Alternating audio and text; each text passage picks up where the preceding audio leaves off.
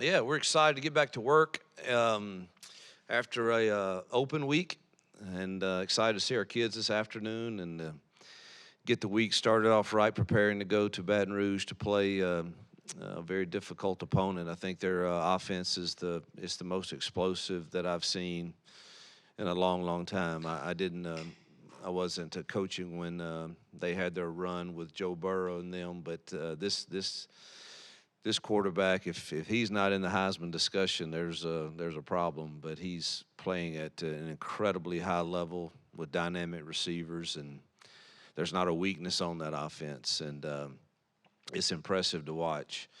And so it's going to be a great challenge for our kids and a great college environment, and I'm excited as heck about it, and I know our kids will be. Hopefully, I hadn't seen them yet, but and hopefully we can get healthy and go to Baton Rouge and find a way to compete against a really, really, really good football program. Yeah, Coach, you're talking about health. You mentioned the other day you hoped that Damari would be back. Talk about the guys that are banged up and who looks like they could be back. Yeah, it doesn't. Of course, Keys and Keontae and are still out for the foreseeable future. Messiah, unfortunately, is done for the year, which is a blow to us defensively for sure. Jalen Simpson, I think, will go. He's day to day. He said he's feeling better each day, so I'm hopeful and expecting that he will go. Doubtful on Damari, and Malcolm Johnson is a day to day guy too. So of the guys we have remaining, that's kind of and Var's questionable also, but he's having an issue with his elbow that just can't get straight. So. That's where we are. It's next man up, and we got to get to some of these younger kids to play more consistently. We worked on that hard last week in the open week, and they got a ton of reps. And because we're going to need them before this season's over with the remaining 7 games we have. Coach, with the bye week so close to midseason, what kind of things did you guys assess offensively, and did you focus more on just executing what you've done better, or are you looking at a philosophy change on offense? No philosophy change, other than maybe making sure we're running the right RPOs with the runs and doing more of that. Well, you do all the self-scouting to find out what your tendencies are, and to make sure you have those posted when you're game planning this week. If all we've done when we've motioned the tight end across the ball is XYZ, then you probably don't need to do XYZ this week. And so we did all that self-scouting, and then obviously trying to make sure our identity, particularly in the passing game, matches our personnel. And whatever we feel strongly about in that, then let's do it over and over and over and over and over again until we are really, really confident and really, really good at that. So that was pretty much the focus offensively, and defensively it was.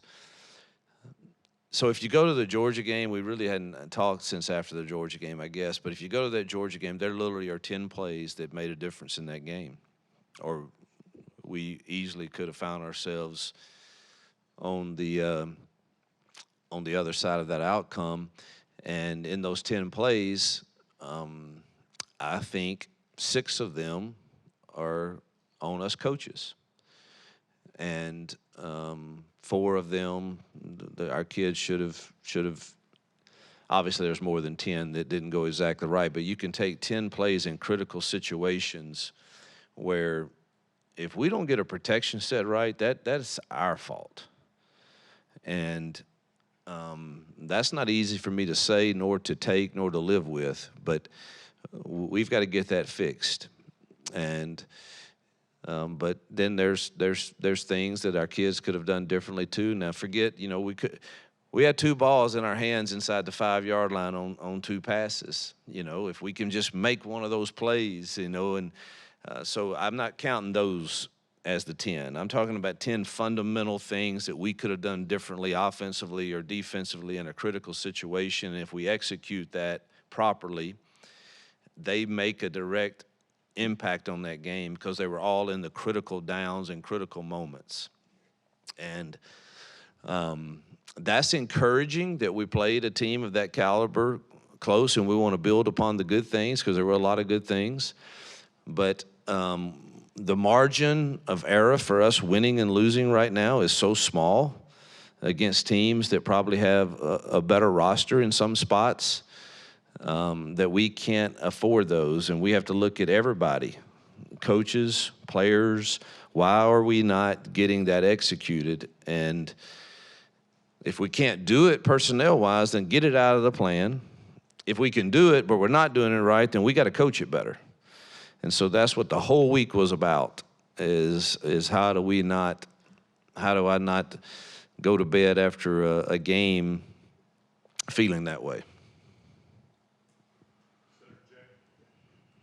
Hey, a question about Peyton specifically. I know you were much happier with the way he played against Georgia. Was that like an aha moment for him? Do you think he can kind of build forward from there? We're trying hard to build upon it. I thought he made some really good throws. And look, when you're playing in this league, maybe LSU, but even them, the DBs are in position. You don't find very many where you're just running wide open. You'll have a few of those in blown coverages from time to time, but there's going to be some contested catches. And there were, I think he had 9 incompletions, and I literally think 6 of them could have gone either way. And I'm certainly not saying that they were just total drops or anything like that, but they're chances for us to make plays that, again, put us in position to get points or convert the chains and keep our defense off the field. And we're going to have to start making our share of those. And so the balls, though, were in the right spot. I mean, some of them were really good throws. And so I do think there's something that you can build upon there.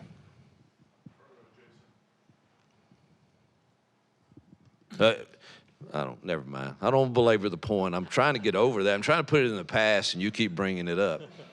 But, I mean, I wish you could see the film. But you got Rivaldo running wide open for a touchdown if we just set the protection right. And, heck no, it wasn't on Peyton.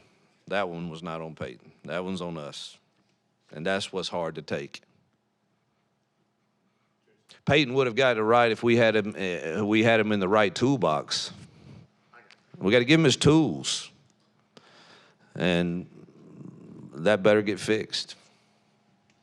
You mentioned young guys. Any of those young guys at wide receiver that you think are ready to maybe get more of a shot, maybe help out more as you come out of a bye week? They all have a shot, but you got to produce. And I know that one of the things we do during the open week is we call all of our parents. I think that's a great practice to do, and and you have to be prepared. You're hearing the good and the bad, but I think that's healthy, and I think that's good, and they know we care. And but any of those discussions that turn that way is usually around obviously playing time, and it's just part of you just keep competing. But at some point we have to have production at whatever position it is, and I'm excited to see our kids compete this week and see some guys hopefully make some plays. Hugh, you were talking about self-scouting and evaluating during the off week. What was the thing you probably learned the most about your team through that process in the off week?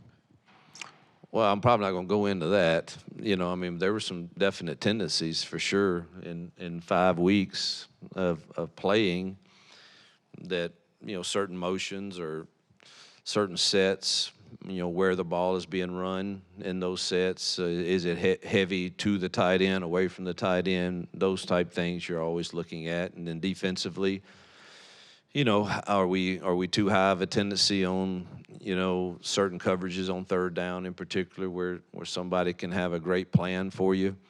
That's probably the most thing you look at defensively, because every week your defensive plan is so different based on what you're seeing. But third downs, we usually are creatures of habit.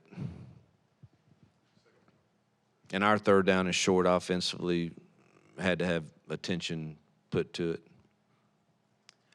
With Messiah going down, how important is Keldrick going to be over the next Vital. 7?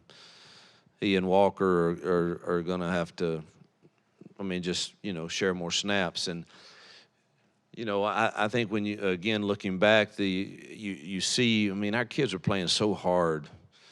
And that makes me proud of them. But, Marcus Harris, he just played his guts out. But he's having to play too many snaps. And you look at dang Georgia over there, and every dang time we sub, there's another 6 of them that come in. And it shows in the fourth quarter. And it truly hurt us when Jalen Simpson went out in the fourth quarter. To that point, I believe I'm right in saying Bowers had 2 or 3 catches. And, when Jalen went out and we lost our best bracket guy, it hurt us. And so that's where we've got to continue to create depth through the current young kids we have, and obviously through recruiting. But we just don't. Marcus and some of those guys are having to play just too many snaps. And losing Messiah certainly doesn't help with that, because now we've got to we need one of these young kids are going to have to give us some snaps, Bobby, D. Reed, some of those guys, somebody's got to give us some help in there. You mentioned calling all the players' parents over the bye week. Just kind of roughly midway through this first season in a new job, kind of what feedback did you get from that, and as you are, at this new program? Yeah, let me make sure I clarify. It would be impossible for me to personally call all of them. So the position coach and that staff, their assignment was call everyone and then get me the ones I need to touch base with. And so the feedback was they love our Monday meetings. They love the teaching series that I do. They love the energy that they feel, that their kids feel. They feel like they're cared for. So I thought all of that was extremely positive. And obviously they, want to see their kid get their share of playing time. And I think that's a process in this world. And it's one that I think we need to keep sight of in the changing of times, even though everybody would like to have theirs right now. And it just doesn't work that way typically for most. And that's a lesson for life that I think will prepare them more for life than if they had it their way every single time and it was easy. That life's not easy, and neither is earning your time to play at this level of football. It's not easy, and it shouldn't be easy. It takes you embracing the grind and going to work and enjoying the process of becoming. And I sure hope we can do a good job of getting our kids to believe that, so that they're not always in this world looking for greener pastures and an easier way. And I think that sets you up for failure in life.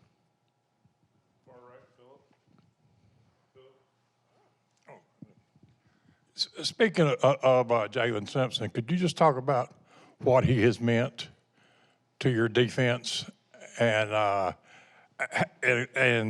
when he went out, there was obviously some wide open passes to Bowers. Kind of how him being out of the game. Yeah, he and Keontae, were the leaders of getting everybody on the right page back there, and obviously not only on the right page, but those two can cover and can have played really at a high level. And obviously losing Keontae was tough, and then him going out in the fourth quarter was very, very difficult for us also. And he has been an energy leader, fun for me to be around on the sideline, always cutting up with me. in practice, he's been a joy to coach, truthfully, and has played really well. You mentioned in your open about Jaden Daniels and just how good he is for LSU. Through 6 weeks, he's almost got 2,000 passing yards, 19 touchdowns, and just 2 interceptions. And you've also talked about how your defense has to be set up properly to stop a guy like that. So what's the game plan this weekend for somebody who is so talented and who can beat you in pretty much any way he wants? Yeah, I don't, obviously we're not going to talk about game plan, but I don't think you stop him. There's too many weapons around him, and he's too good. I think you look at the key to this game is, can we hold him to field goals? Truthfully, no one has stopped him, and he plays so effortless. Literally, he runs 40-yard touchdowns and looks like he's jogging, and yet no one's catching him. And his balls are so accurate to those talented receivers. I think it's a hard task. Again, I think to this point, and I haven't watched future opponents, so somebody will use it for bulletin board material, but it's to this point, it's the best offensive personnel I've seen in this league to this point.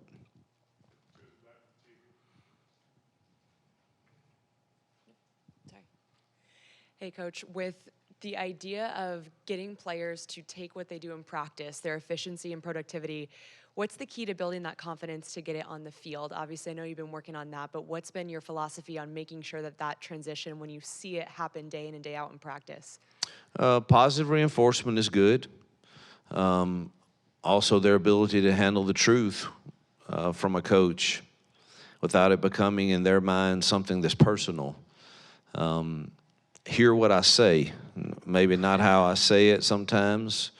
I don't rant and rave, but I can get pretty passionate in my direction on things sometimes, and so can other coaches, I'm sure. But just hear the message, and but at the same time, that message should also be heard if things were done correctly.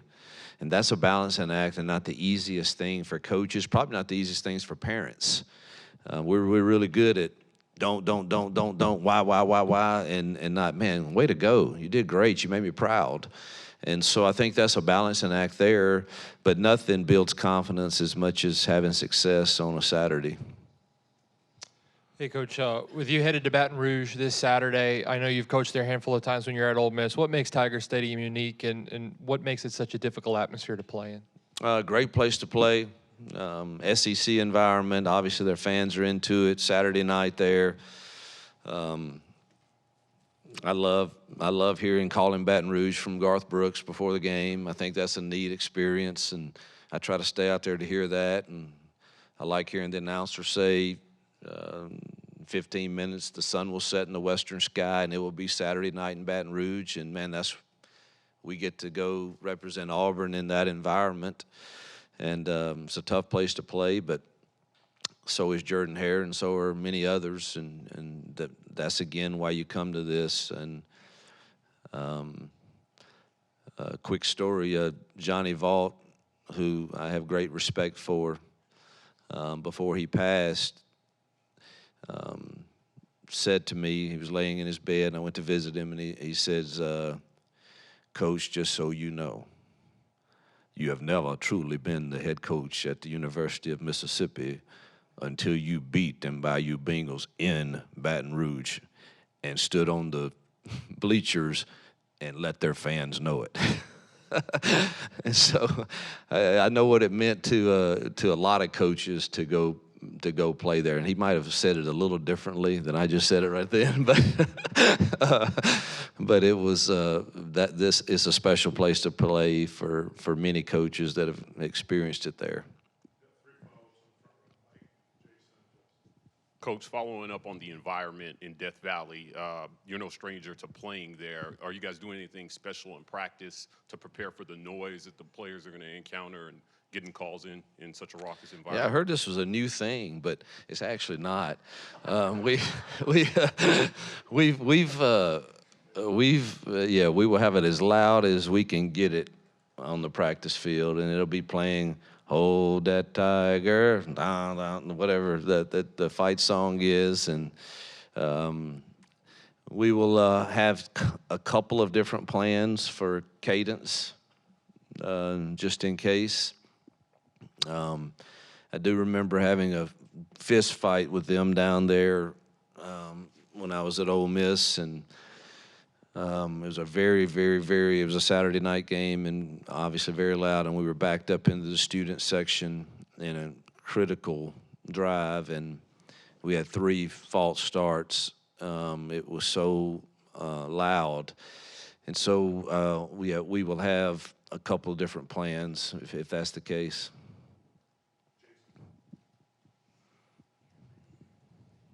You talked about identity. You guys were able to run the football against Georgia, and running backs had a good day against Texas A&M. How much of an identity build has that been for this team, especially the last 3 or 4 games? Yeah, I feel like we can do that fairly well. I don't know where we stand and all that, but we're pretty efficient. But I do think you have to be balanced to win big games, and that has been the challenge for us to this point. But there's no question, I feel like running the football helps. We've got to shorten this game now. This is the last 2 opponents that have played them. Ole Miss decided to we're going to outscore them, and Missouri's, that was their philosophy also. I didn't talk to Lane, but I talked to Eli. But it was obvious that Ole Miss felt like they could do that, and Ole Miss did. Missouri was very close to doing that also, but I think their makeup is a little different offensively, and I'm not sure that that's the plan for us. We'll have to see. I want to ask you about LSU's defense. They've been in a lot of shootouts this year, but obviously got really good talent on that side of the ball with Perkins and other guys. What stands out to you about that unit as you guys get ready for them? Yeah, 0, 18, and 4 are freakish players. 5-star talents, and they may not be as deep as a normal LSU defense has been in the past, but they've still got tremendous athletes over there. And for whatever reason, they've been searching a little too the last couple of weeks, but that makes it a little harder on us, truthfully, because it's been 2 totally different plans against similar offenses. Ole Miss's and Missouri's offenses, Ole Miss may go faster and do a few more things, but they're still in similar sets, and it's 2 totally different plans in those 2 games, and so that's a bit of a guessing game for us on that. But they've got athletes over there for sure. Thank you.